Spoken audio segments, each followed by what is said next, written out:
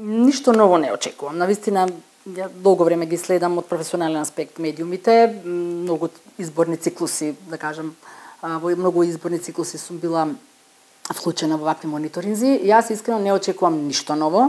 Напротив, очекувам да се заостри реториката. Она што очекувам и ќе продолжи е тоа дека се уште и покрај тоа што еве се објавуваат многу истражувања, се уште ќе има проток на вакви штетни наративи, особено нели кога се оцрнува противникот, кога се напаѓа на личностна основа, кога неосновано се подрива доверба во јавни институции, кога пристрасно се селектира. Тоа ќе продолжи, сигурна сум, и покрај сите еве анализи, официјално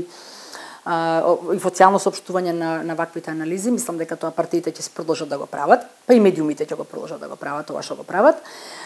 Очекувам да се заостри таа јас, ние, добрите, вие, лошите, нели?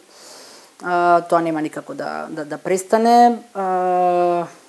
Ќе продолжат да ги користат социјалните медиуми, меѓутоа повторно не искористувајќи ја можноста за непосредна комуникација каде што треба, нели, да се оствари некој близок контакт. Значи се уште ќе биде употребата на социјалните медиуми дехуманизирана, значи не е хуманизирана, знаете како. Информациите што се пласираат на социјалните платформи ги става некој што е менаџер на односи со јавност, некој добар вешт, нели, менаџер. Тоа не е личен став на луѓето, на претседателите на партиите и така натаму. Така да сето тоа ќе продолжи, ја мислам дека ништо нема да се менува и мислиме дека ќе се заострува, некако и ние сме спремни, сите аналитичари и монитори, дека се спремни дека ќе се заострува ова и ќе имаме навистина многу повеќе потреба на штетни наративи. Значи, има многу интересни истражувања, да сега антагонизмот се поделува на повеќе типови. Едниот од типовите е тоа што како што кажав, нерационално прилипување на авторитетите и слепо следење на авторитетите. Дел од граѓаните, веројатно, кои што го имаат тој тип на антагонизам развиен, а тоа е поголемиот дел од граѓаните, ќе се прилепат за лидерот каде што сметаат, според нивното морално мерило, дека сметаат дека ќе има некакво подобрување. Тоа е едното предвидување, дека нема да има нешто поразлично од претходните избори, меѓутоа постои една меланхолија и недоверба во тотално, значи тоа е во суштина крајниот резултат од најлошиот, најтешката форма на антагонизам, кога се откажуваме и воопшто излезеноста на изборите може да биде многу ниска. Всушност и тоа сме го гледале, нели, веќе границите на излезеноста се симнува. Така да можно е да имаме и проблем со излезеноста, кога постои толку големо ниво на антагонизам. Всушност има предвидувања дека после најтешката форма на антагонизам, социјално, колективно, луѓето започнуваат да ја барат својата припадност во многу помали групи да се организираат.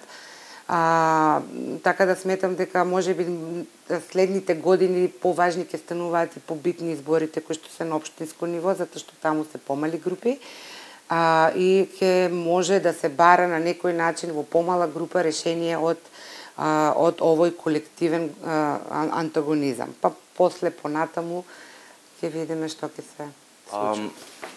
Не очекувам некои значителни промени од тоа што го гледавме во претходните изборни циклуси.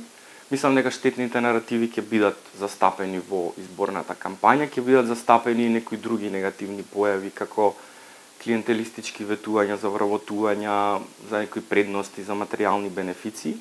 И мислам дека на полето на наративите ќе имаме препукување на разни линии, една што е очигледна, што се појавува ова сега кој е про, кој е контра Европската унија или членство во ЕУ. Се појавува една стара поделба што имаме патриоти наспроти предавници, па имаме од секогаш сме имале взаемни напади кој е повеќе корумпиран, кој е повеќе неспособен да ја води државата и така натака. Очекувам да го видиме истото сето тоа и за жал и во оваа изборна кампања. Би сакал да кажам нешто поинаку, меѓутоа не гледам знаци дека работите се менуваат. Можеби се менуваат, но таа некоја доколку постои воопшто позитивна промена е премногу мала за да речеме дека нешто е навистина променето. Значи очекувам повеќе од истото тоа што го гледавме во изминатите години и меѓу етничките блокови и во рамки на етничките блокови.